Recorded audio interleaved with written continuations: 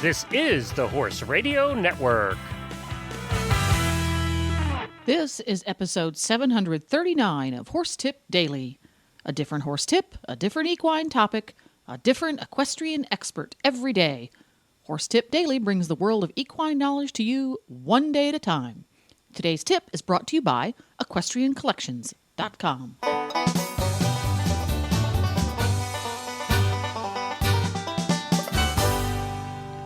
Hi, Coach Jen here, and thanks for tuning in to Horse Tip Daily. Today's tip is from Dean Mosher, a graduate of both the Oklahoma and Kentucky horseshoeing schools, and Jeremy McGovern, senior editor of the American Farriers Journal. Sit back and enjoy as they join the Stable Scoop crew for a chat about the top 10 things your farrier wants you to know. But first, let's hear from today's sponsor. Hi, Glenn here from the Horse Radio Network, and I am with Debbie from Equestrian Collections with the Equestrian Collections Product of the Week. This time of year, I spend a lot of time after I get done picking stalls on the couch wrapped up in a blanket because I'm freezing. And I have the perfect blanket for that. It's called the Horseware Newmarket Throw. And I tell you, it comes in the colors that you have, the same color for your horse, your dog, a jacket for yourself, and now you can have it on the couch. I have mine on the bed as well. It's the softest polar fleece that you ever felt. It's 140 centimeters by 160, so it's not too big, it's not too small, it's perfect for wrapping yourself up in. And it comes in those Newmarket colors that everybody loves that's out there, the Whitney Gold, the navy, the brown, and the charcoal. We have these in stock. They make a fabulous gift. I gave one to my sister who just got a new car.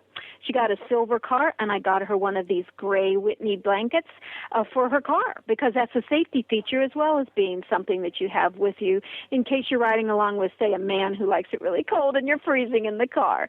So these things have multiple uses, and they're really, really soft. They make great gifts, and I have two in my house. I love them. And you can find them at EquestrianCollections.com. Just search for Horseware Newmarket Throw.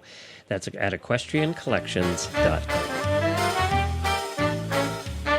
Now, Dean, before we run out of time, we have to hear the 10 things every farrier wants a horse owner to know. And I know that goes the other way, too, but we're going to stick with this one today. Yes, okay. So I sort of got my David Letterman top 10 list here of all things I don't have any music. Now, the first one, the first one's actually sort of for you, Helena, because you were just touching upon that, and that was top 10, be observant. You can prevent shoe loss if you see that you've got a shoe that's sprung. You can certainly observe foreign bodies in the foot, hoof cracks, major chips, that sort of thing. One of the things that's ironically been new this year, even though it's old technology, is now I encourage those clients when they do observe something to take a snapshot with their cell phone and send it to me because they're all worried and upset that they've got something going on. And in an instant, I can use my farrier eyes to say, no big deal, see you next appointment, or I'll be right over. So that's my number 10. Number 9. Make sure that if your horse does have any behavior problems or a range of motion issue that you let your farrier know before the work begins.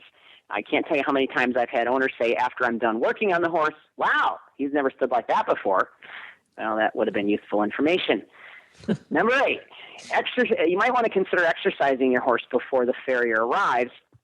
It can make an older horse more limber and a feisty younger one calmer. And it helps keep both the farrier and the horse in the upright and locked position. All right, hold on.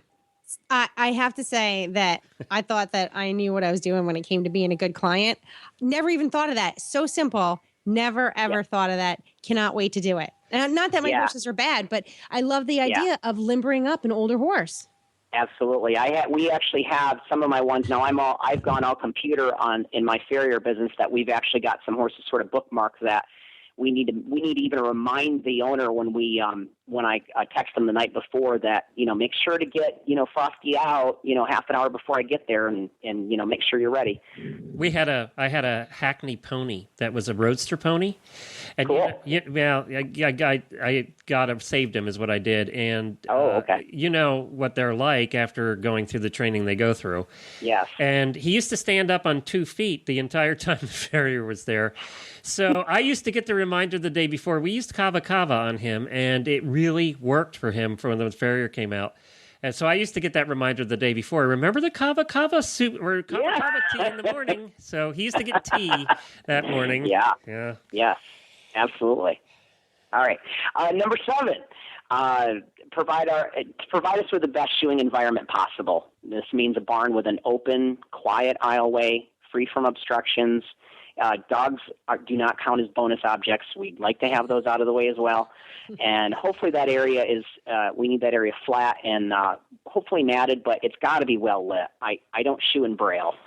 So easy access to the shoeing truck is a bonus with this. When you consider how many trips back and forth I may have to make to the truck and back to your horse, and it's really bad when I have to run a marathon just working on a couple horses. So that's a consideration. Oh, and you're too. in Delaware, too. You get all the mud. Yeah, God, we have mud season. Speaking of that, we're down to number 6, which is have your horse caught, clean, and ready at the appropriate time. Have the feet cleaned and picked out. Muddy or wet feet and legs are, I kid you not, they're like trying to hang on to a greased pig. So some of these folks think they're helping me out by spraying off the horse, and if they had done it previously that we could have dried the horse, that would have been helpful, but muddy feet are just an absolute mess. And they're also not only hard to hang on to, they're extremely hard on our tools.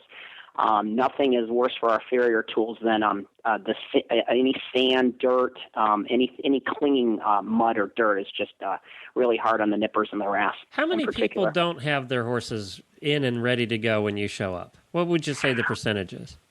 Well, that's a loaded question because I have my owners well trained. Yeah. Because I do provide very good customer service, and my clients can set their clocks by me.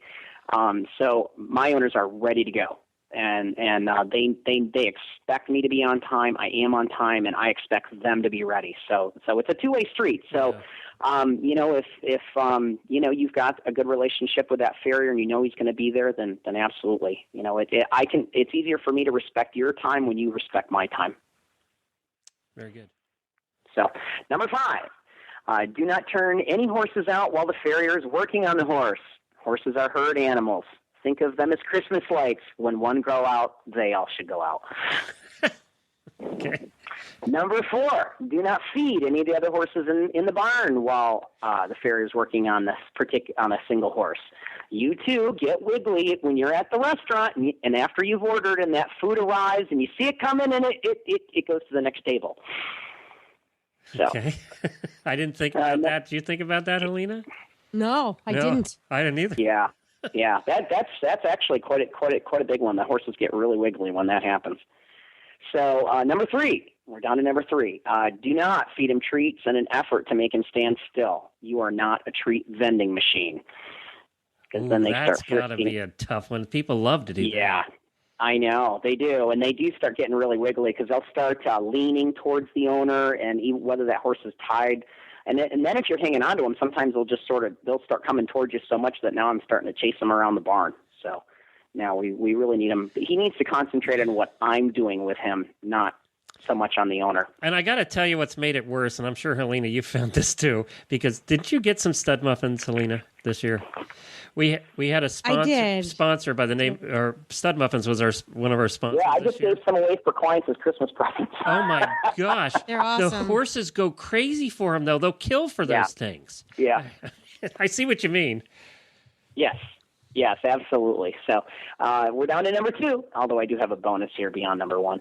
Number 2 is, please do not groom your horse while the farrier is working on him. I can't tell you how many times I've left the barn looking like a Yeti.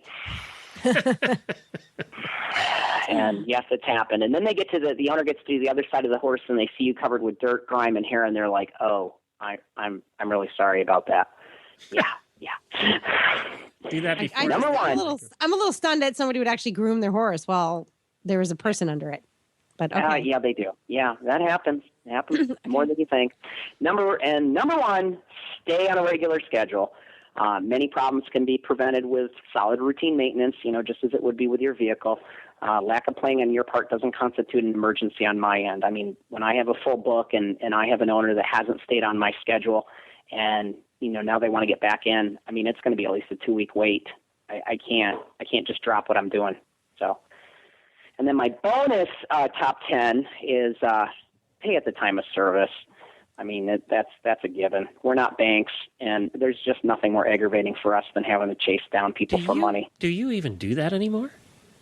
Well, I mean, you as a whole, not you necessarily. We're changing. Again, we're an evolving business. So, while it is very traditional for, folks to pay in checks, as we know with our online banking, this is at least how I've initially tackled this year without having to go credit card just yet.